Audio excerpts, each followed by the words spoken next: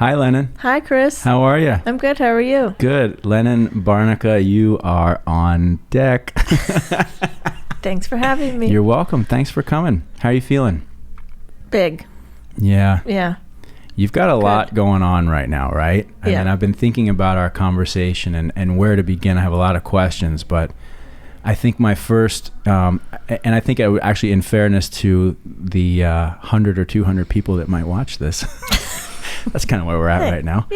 You know, a little bit of an introduction in terms of you is that you are owner of Wild Manor, which is a video post-production and editing house in Boulder, Colorado, correct? Correct. Is that a fair introduction? Very fair assessment. And in addition to being a business owner and being somebody who has had a long career in the advertising and creative field, and a successful one, you're also about to be a mom and juggling a lot of this all at the same time, right? I mean, pregnancy and the business didn't start exactly at the same time. I think the business, you purchasing your business started first. So I'm curious to know how has it been, taking on both of these big challenges at the same time.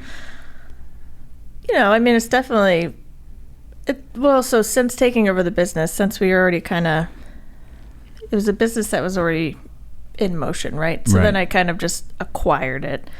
But acquiring it at the same time as the pandemic, and then also finding out we were pregnant, because I think I purchased it on October 1st, and I think we found out that we were pregnant and it was sticking right around that same time. Right. So it was literally like, just how anything is craziness, it all happens like all at once. And so it was definitely intimidating, to say the least, because you're going into a pandemic. It's like, what does this look like? What is we're halfway in it. Right.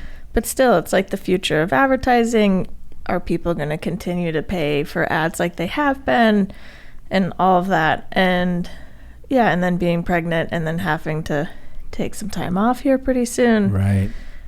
It was stressful, but I think the team that I have in place, and my family and Becky and the support network around it, gives me confidence and is like, it's going to be okay. And I always feel like if in anything, it's all going to work out. It's all going to find its way, and it doesn't totally help to panic about it. And so I think with that mentality and where we're at now, it's like it's totally working out. So well, and I'm glad to hear that you have that mindset, because that's really, that's the only mindset that you can have to succeed going through what it is that you're going through right now. And having known you for many years and been around and observed you socially in Boulder and through secondhand, through your career progress, I see you and know you to be a person who's worked really hard and always been really decent, fair, and cool. And as a result, you've drawn a lot of really good people to you and around you that are there not only to support you just because either they work for you or they know you, but I think largely because they have a great deal of respect for you and what you've been able to accomplish and how you treat everybody around you. Yeah, thank you. You're welcome. It's very kind. Yeah, it's how I see it, and I think you're in a really unique position. I would even say historically, like to be right now at this stage in your life, owning your business, being in command of that, and then also experiencing, being a mother, a soon-to-be mother. It's like it's a really powerful combination of, I would say, successes that I think you'll draw a lot of value from. Well, and I think too, it's like I am such a firm believer in like you are what you attract. So it's like positivity and going out with a positive outlook and going out feeling confident and feeling things are going to be okay and things are going to work out. It does. And it, it's almost like this energy. It's going to sound so Boulder, woosah, but it's like the energy you put out there is the energy you get back in the world. So true. And I think it's like going through a lot of everything with the company and with everything in life in general. It's like it just keeps proving itself. The second you get down or have a crappy day or whatever, then all of a sudden you feel like everything's crappy and it's like, oh, I gotta get out of this. Yep. And so yeah, and it's cool in terms of like the unique area that we're in. There's not, the advertising industry, I think just as a whole, but especially in the commercial world where we're at, it's very heavy male centric. And same with the production communities. And it's all these production companies are run by men and all that. And so I think it's also really cool kind of entering at my age and being a woman and being able to be an owner of this production company, because there's not too many of us. And so that's been really cool just to be kind of a front runner in that and being able to experience that. It's great. It's a big accomplishment. And I think that, our industry needs a lot more of that. And so that would, I have a number of questions, but that would lead me to this one, which is, why is it, and I remember over the years talking with you and Becky about your previous experiences in the creative field, that was sometimes it was a little bit too bro humor and like constantly the same kind of shit. And you're like, there's a different angle here. There's a different voice that can be heard here. Yeah. Why is it that fundamentally so many of the agencies and so many creative production houses are so male oriented? I mean, I have no idea. It's a great question. Like it's just the dominance in the bro club, know. I think I just look at my 10 years at Crispin and just seeing super talented women in production department who are great managers, great creative leaders, and all of that, and then see them get dismissed in working their way up the ladder, and then watching, another male in the production department get promoted because he's buddies with the guy in charge. Right. And so it's kind of it's a bro club. Right. And it sucks to say that, but it's kind of what it is, and it happens in the creative side and the production side and all of that. And I think obviously this Me Too movement and a lot of that stuff is now putting this hyper focus and awareness on it to try to put people in check. And it's like, this is, your dude, your mate that you've known for 20 years in the ad business, and yeah, you want him to be the head, but what about this really great talent that you have, right here, who could do a phenomenal job. Right. So I do think the awareness recently, it's getting better. And even just on the production part, like with female directors and male directors. And there's this program called Free the Bid, and it's awesome. And so when you're doing a production, one of the rules that the production department had was you have to include a female director in all of your pitches. So many times you're going to pitch all these directors and it's all men and all males. And so, but then Free the Bid is kind of a push for women directors, putting women up front and like how you can get them in front of projects. And so there was a rule for a while. Any project you have, make sure you have at least one woman in that pitch. And I think stuff like that, those little things will help. And I think even just recently, was it, I don't know if it was the Music Awards or something we were just watching.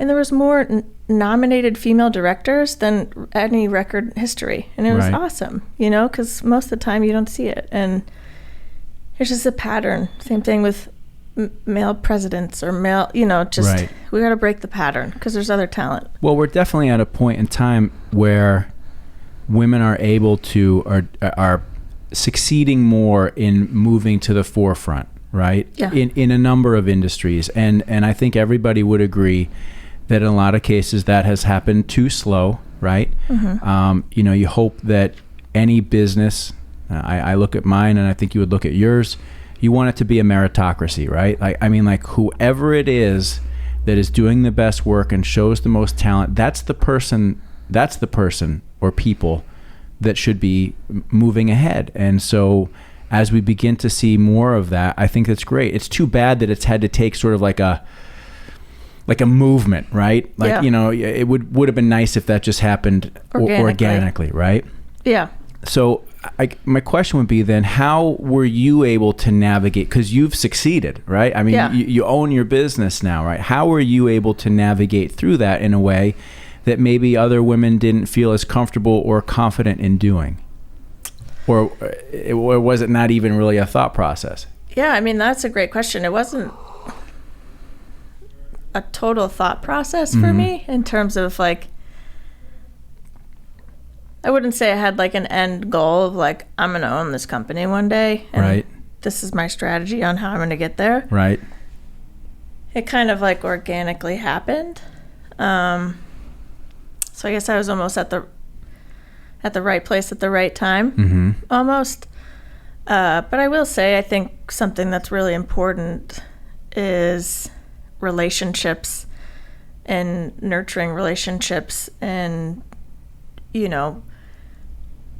proving yourself and standing out and a lot of that stuff, I think makes a huge impact. And so it's like, like throughout the history of my time in the production world, I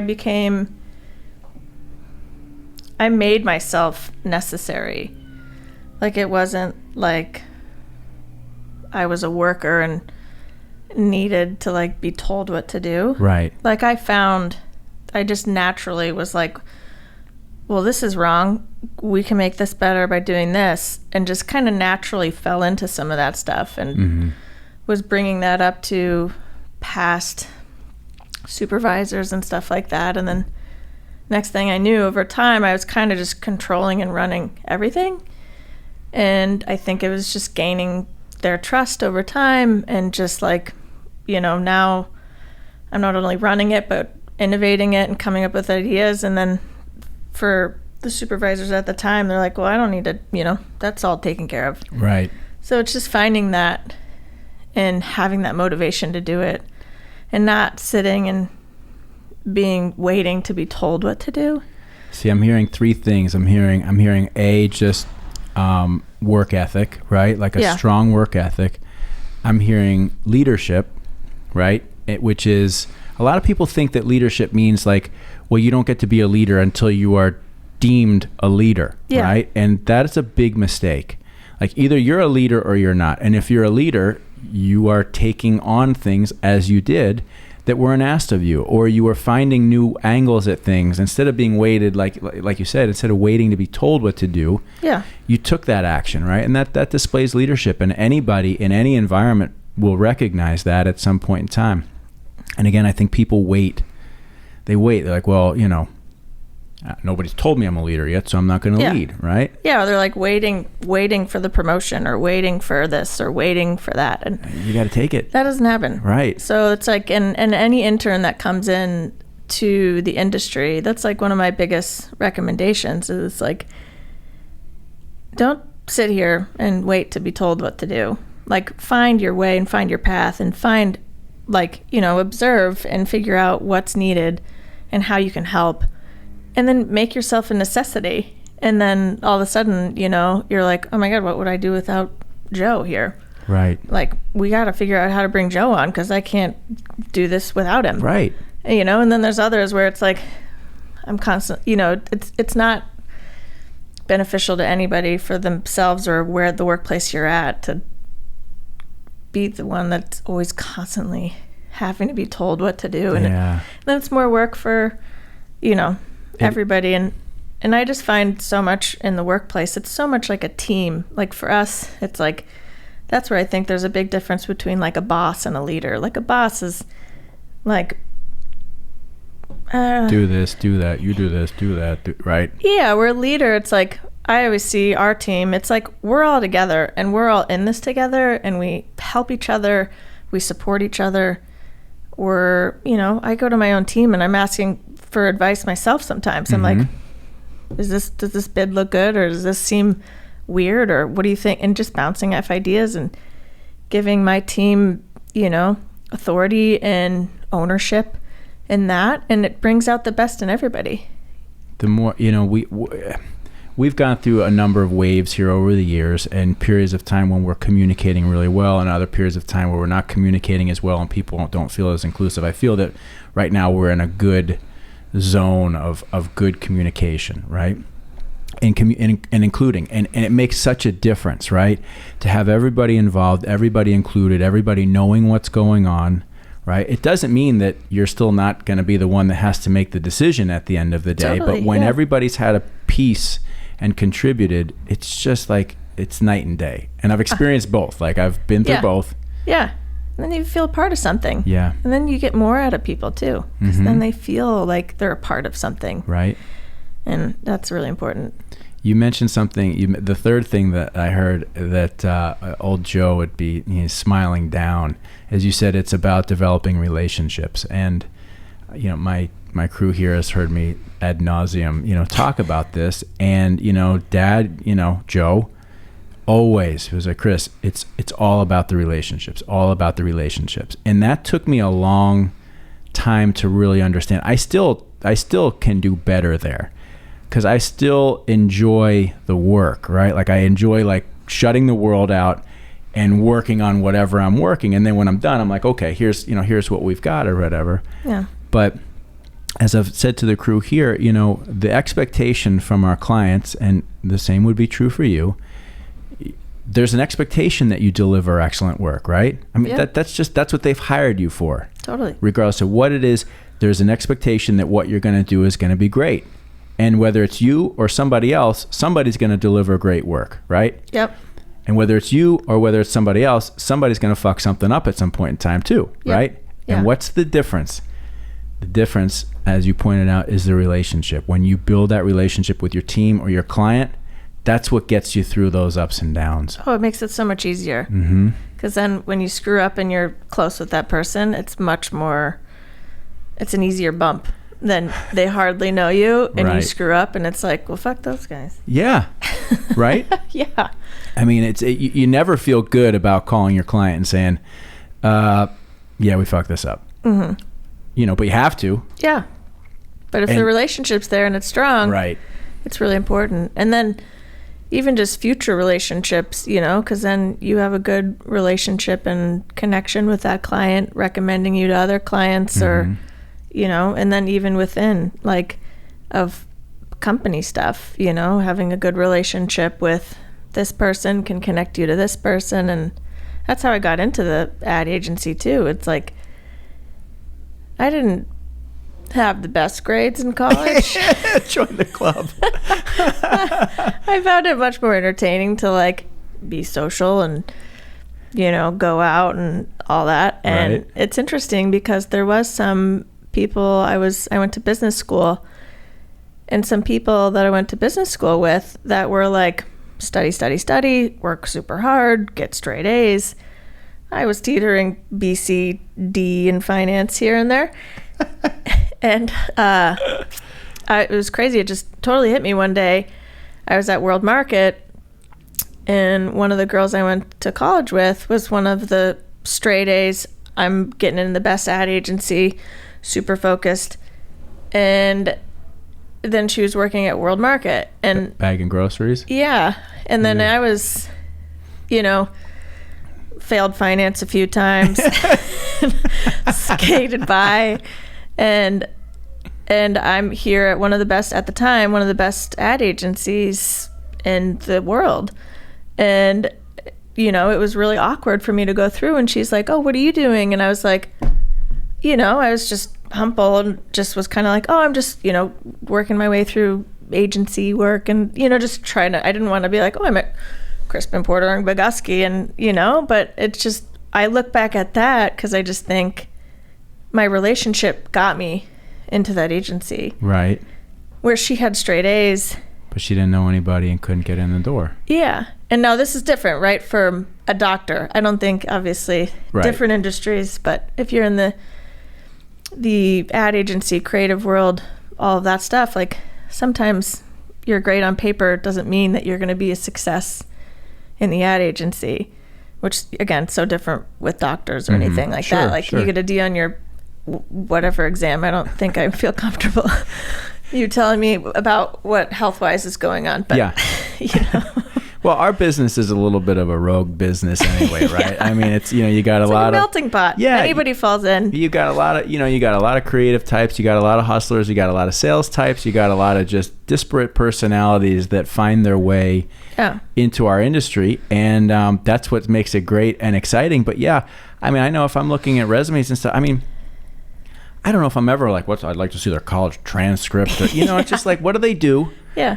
Have they had a couple of jobs already? Were those jobs longer than 4 months? Yeah. Can they hold a job? Yeah. Yep. Do they have a personality when you meet them? Do they seem like they have a backbone and they're ready to fucking work hard? Yeah. Okay. Those, that's what you're looking for. Some spirit, some spark, some hard work. Somebody who's like, okay, they're not going to be, whiny and I want to do this, right? Totally. Or like, tell me what to do. Yeah. So I'm curious, what was it, at what point in your life did you determine I'm a creative person or I want to get into the creative field? Because you said you went to business school. I didn't know that. Yeah. I tried business school for like a semester and that's all it took. I was like, I can't do this accounting. Yeah. I would say, so I took several entrepreneurship classes while I was in the business school, and there was something that was really cool about creating something, whether like in business, and that creative process of that of naming it, logo, design, work, what you do, how you do it, what you bring to the world, and all that. And so that was really cool because you had to write several business plans and figuring out like all the steps of what you would do. And so I'd say that in terms of the work area and kind of sparking that interest and being able to like be the holder and make something. Right. From the beginning, not get out of school and go into law school, but like, hey, you could create anything you wanted, for the world and whatever you're interested in. So, you're hearing all these different business ideas of, all sorts of things. Mm-hmm. But it's not like, so I was curious because I know you're a very creative person, and we'll touch on what I view as your creativity, not what I view, but like what I know of what is the bulk of your, a large part of your creative output, let's call it that. But so when you were a kid growing up, it's not like you were like into drawing or making music or taking pictures. That wasn't really part of. When I was a kid growing up, I was definitely, let me take this bike apart and let me figure out how to put it back together. Right. There was definitely like an engineer brain of mine that was very strong. Mm-hmm. And so I enjoyed a lot of that. I would take my mom's dishwasher apart and it'd be broken. And I'd figure out what was wrong with it and put it back together. I failed once. I took her garbage disposal apart and I never figured out how to get it back together. She had to get a new garbage disposal. But like that stuff as a kid was I really liked doing a lot of that. Working with my hands and building and, and that led into creativity in itself with all the woodworking and home improvement projects that we do. And, the patience that it takes and the focus and all of that. Mm-hmm. And that's a creative process in itself because so many times you're looking at something that you've never done and you're like, how do I fix this? And you have to sit and think and get creative and trial and error until you get it. And I know that's very similar in the creative world in terms of the ad, all of that. So it's interesting because that was kind of where I was headed, right? Lest anybody who's watching or listening who doesn't know just think that you are a household tinkerer who can handle an occasional project or not. That would be a very unfair assessment of your talent. You are extremely talented. I think that if you had the financial resources and unlimited time, like I feel like you could build a house. Yeah. Like you and my wife's father would get along just great. Like you guys could you'd build a whole house, right? I mean, I've seen the output, beautiful woodworking, tables, chairs, projects around the house, all this stuff. I mean, you're very, very skilled when it comes to that. And so that's how I see a large part of your creative, your creativity shines through in those areas, but that stemmed from you as a child being very curious about how to take stuff apart and put it back together, right? Yep. Yeah, just tinkering. And right. A lot of that is from, I don't know if it's learned behavior from my grandpa Lyle, or if it's like in me, like him. And, that's all we would do is just tinker. You're answering my questions before I even ask them. No, it's great. Because that's what I wanted to ask you. Like, I know how important Grandpa Lyle was to you and what a huge role he played in your life. Yeah. And so you just said it, but I guess I'll ask it again. Was it something that was inherent in you, or was it something that he brought out in you? That's a great question. I have no idea. Like he definitely, if it was in me already, he definitely brought it out just by him naturally doing the same thing. So I have no idea. I mean, because you guys, it's like the chicken before the egg. Right. It's like, was that him or was that in me, and it grew in with him, and so. But I appreciate it. It was really nice to have somebody who, like a grandpa and a figure like that in my life, supporting me in something that I was extremely interested in, and like we crushed science projects like nobody's business. Yeah. Yeah.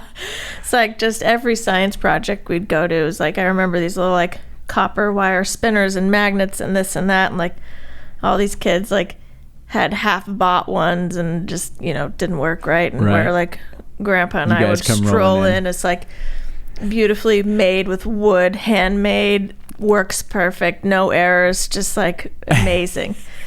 But it's just like we both just genuinely loved it, and we would both work on it together, and it was really cool.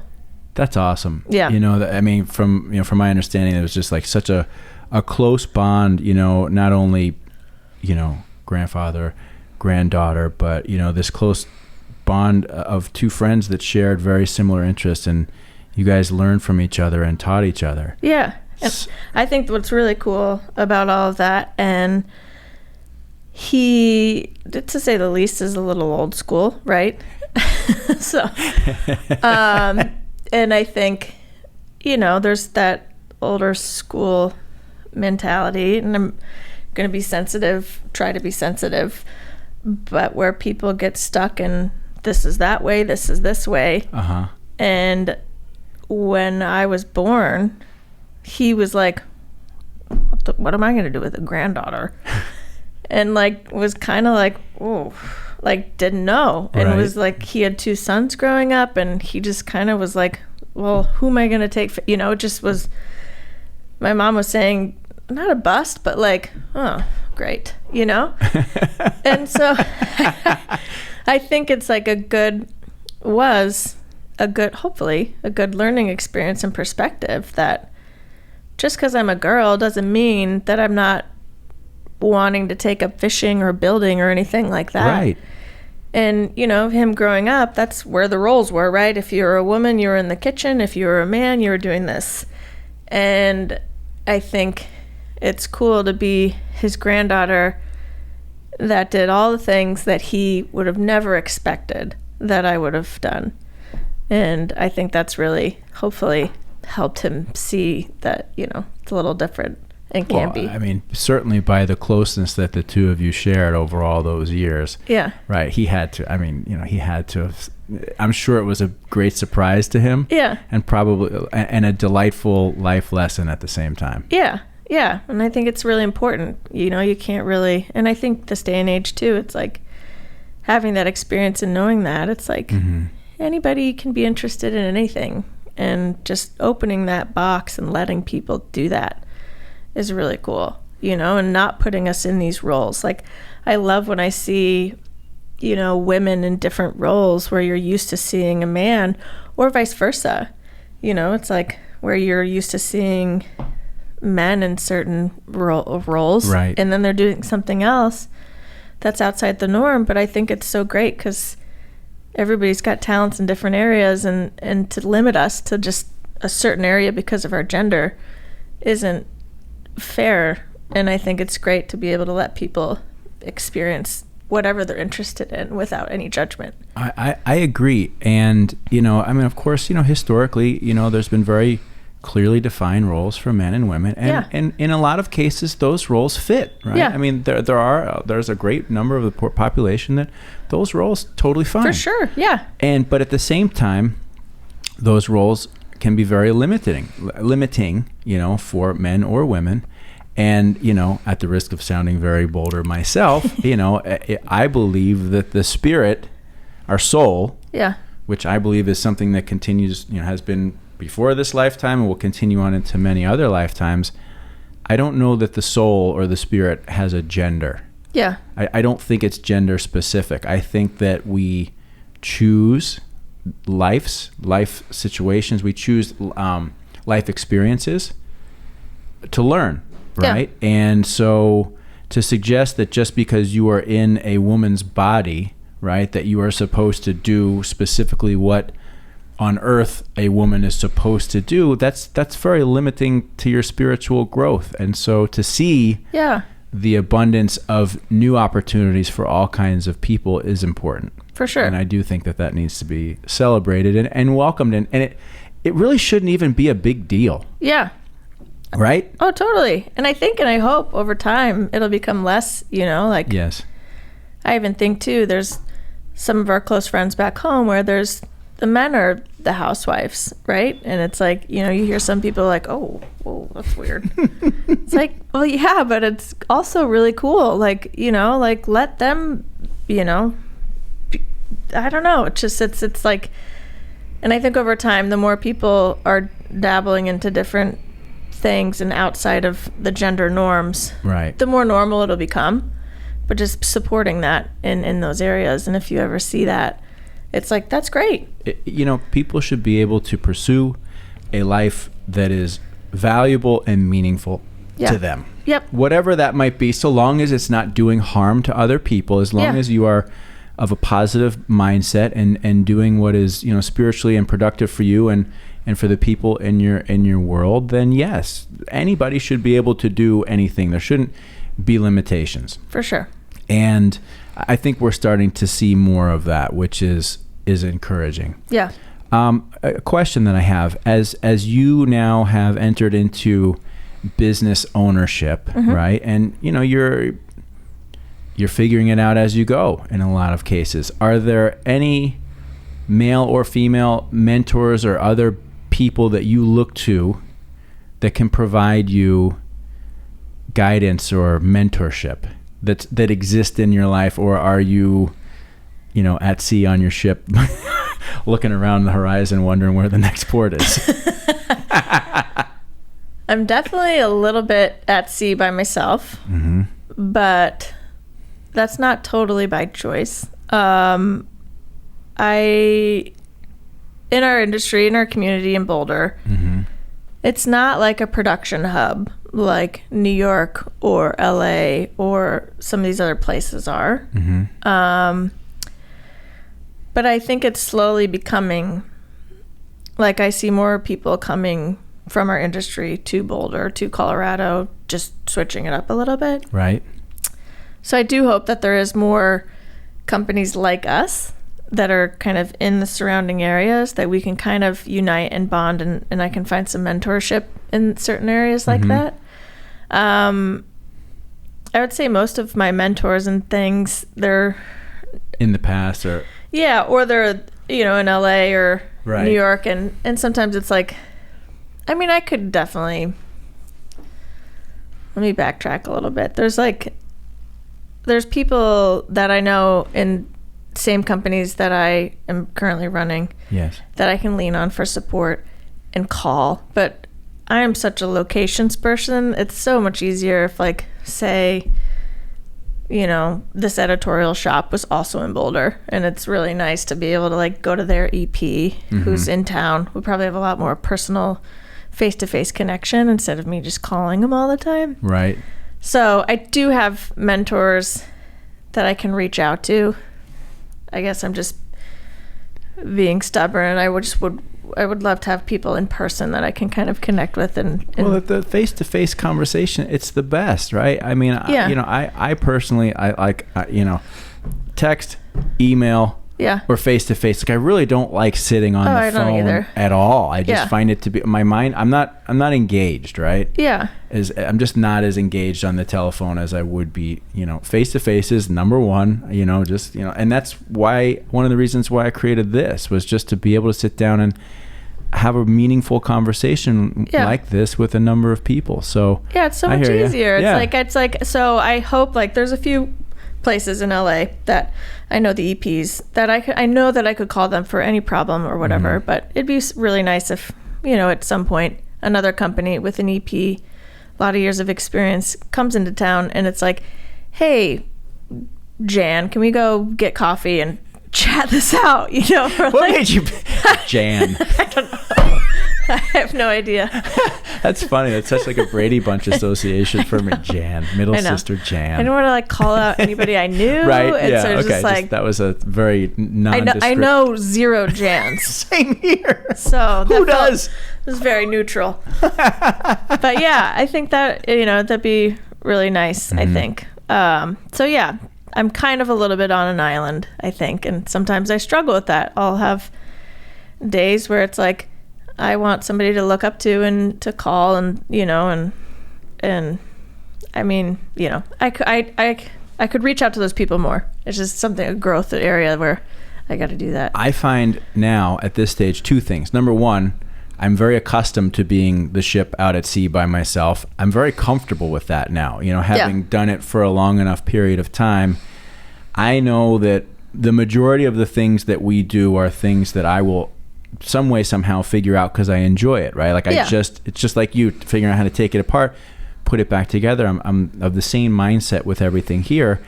I find that now currently I learn more from people who just come into my periphery, right? I'll learn more about a specific segment of our business that way. Like I don't right now have the big, and I would like to, like who's the mentor, right? Like somebody that can say, Chris, I've done what you've done for 30, 35 years, and here's some things to be thinking about that doesn't exist in my life currently. Yeah. I would welcome that. But at the same time, in the meantime, if I gotta, figure it out, as I'm out at sea, I'm also comfortable enough and having done it a long enough time and being surrounded by enough people who are helping with the effort that I feel like, we'll figure it out. And if we fuck it up, we're gonna learn from that. Totally. And win that's what changes or learn. Yep. Totally. And I feel like I'm in the same boat in terms of that, like, finding, and mentorship can kind of come from anywhere, really, like there's certain even things from the team where we bounce ideas and it's like, that's actually a good thought, and woof, and, mentored me out of that bad path that we were going down, or, or freelancers or anything like that. So. Final question. Yep. Where do you see our industry headed? Particularly the creative industry, right? Like, there's been a lot of shift, and it always shifts back and forth to, companies using in-house departments to going back out of house.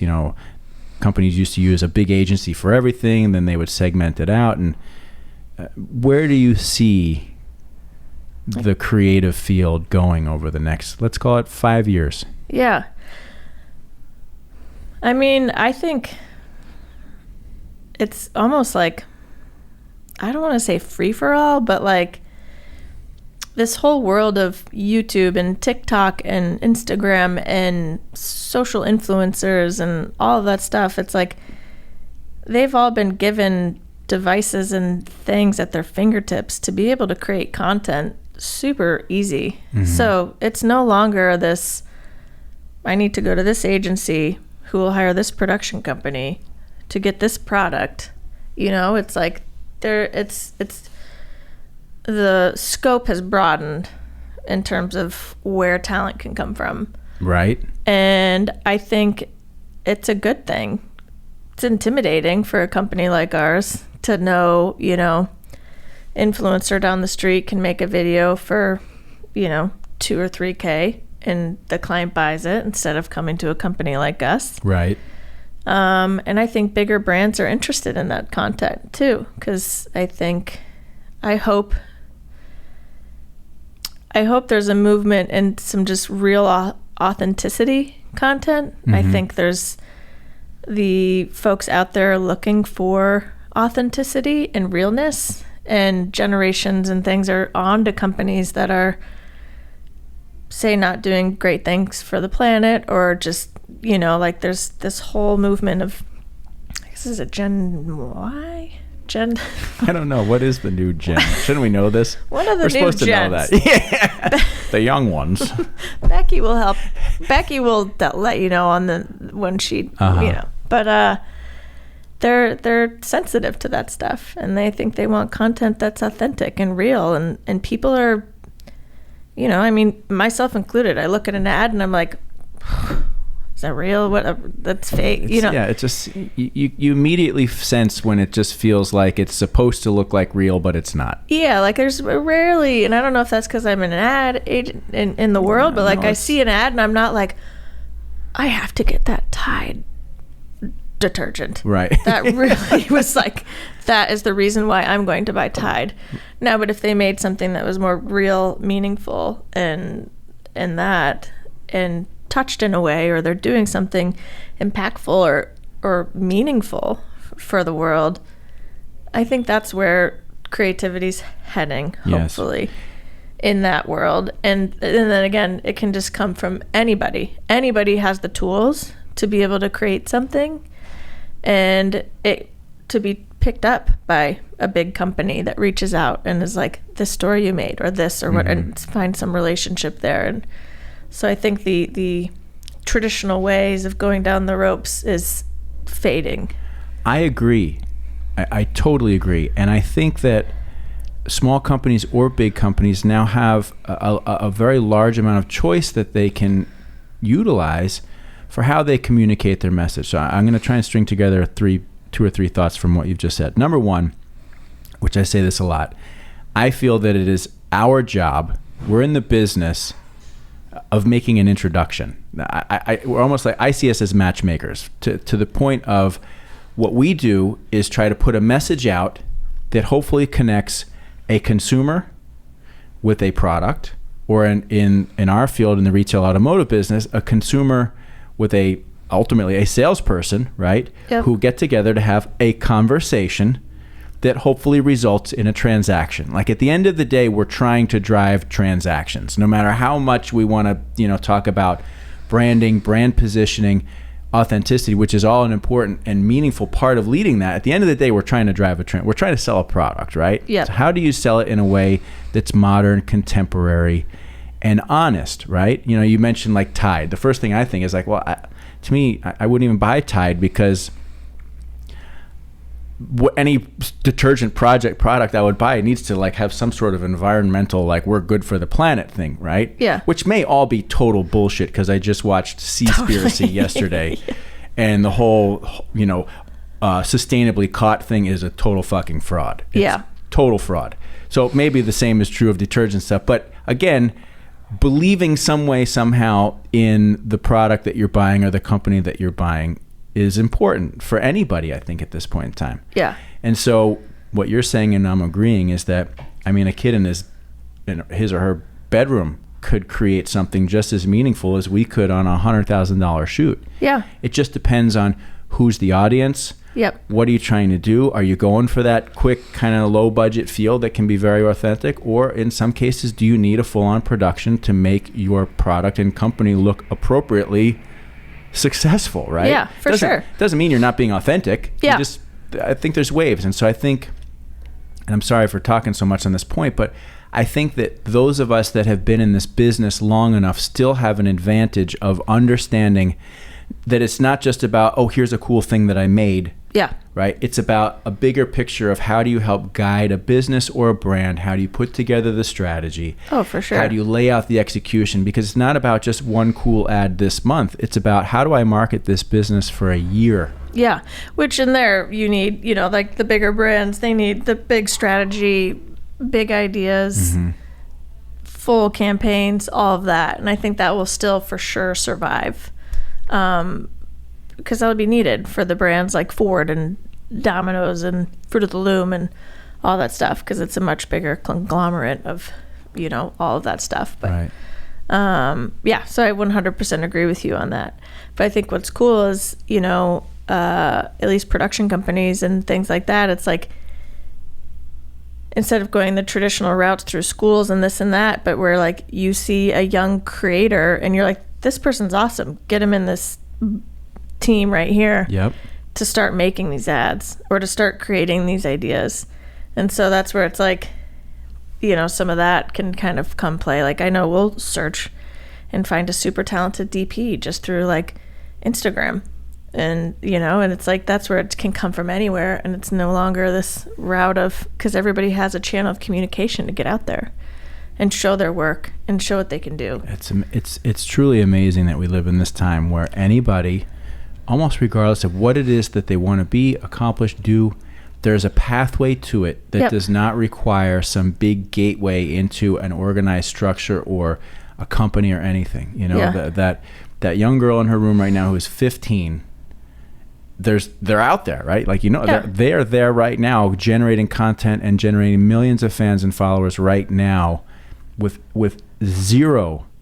Like, they didn't have to go get a job somewhere and then work their way up. Like, they just jumped right into the pool, they're swimming, and they're creating it, and they're making it happen. Yeah. And anybody can do that right now. It's so amazing. And then you see it's like, you know, sponsored by such and such, right? So then they're like, you know, these brands are... They're like, oh, let's put a label on that shit right there. I like this kid. They're like, that's mine, found it. Exactly. You know, like and that's, I mean, good for those influencers. They're you know, but yeah, it's interesting. And it's, you know, it's cool though. It's like, you know, just opens up a world that I think a lot of from starting, it wasn't there before.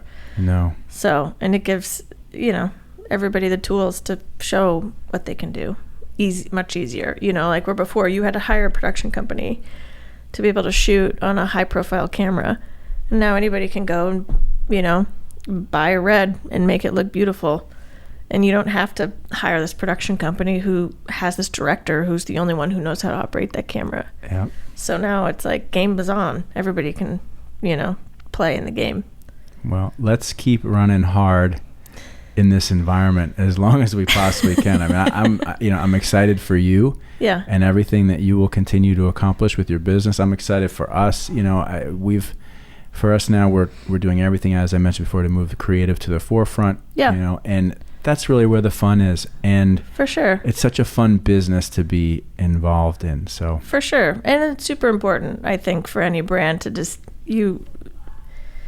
bringing in the professionals and bringing in the people with the experience to be like, we've done this before, let's guide you through this, right, and all of that. So that'll I think always exist in some core or fashion, and needing us as kind of resource and almost mentors to these brands on how to build their brand and all of that. I agree. We have a big responsibility, because I think I read this quote, or was it through a podcast recently, and it was like, as marketers, it's really important, because either people's minds are shifted from either a personal experience or something that they've seen through marketing or through advertising. And so it's like very important. You're either altering somebody's thought process or their feelings and things on something by marketing or their own personal experience. And if that person doesn't have a personal experience, we're, you know, guiding a lot of that. Yeah, we're setting the stage for that, right? Yeah, marketing is the stage for how a person feels about a business or a company or a product, which, you know, I mean, I know there's detractors that say, oh, it's kind of stupid, it's not real art or whatever. Like, but no, it is. Yeah. And I think there's this responsibility to do it in a way that is honest for everybody involved. Yeah. So that when that introduction or when that experience happens, it's consistent with what they thought it was going to be. Yeah. You know? Well, we're like navigating culture and society, and all through our creative, strategic ways. You know, it's like there's a lot to be said by what we're doing with, you know, and that's where strategy and all that is really important on, you know, like, can we make cigarettes look cool or not? and then it's like, that's what marketing did, right? They made it look cool. Right. And then it's terrible. And it's like, okay, well, that was bad. Yeah. And then it's like, so we're in charge of a lot of that. Like, making ads, making it look cool, the camel, this and that. And it's like, well, that was terrible, Yeah. So it's really important. As marketers in advertising, we have a really big responsibility because we're going to help shift people's minds if they don't have their own personal feelings on something. I agree. So, Lennon, great conversation. I've enjoyed it tremendously. Likewise. Congratulations on all of your success, your business, baby on the way. Thank you. You're doing awesome. I love you. Appreciate it. Likewise. Great conversation. Cheers. There we go.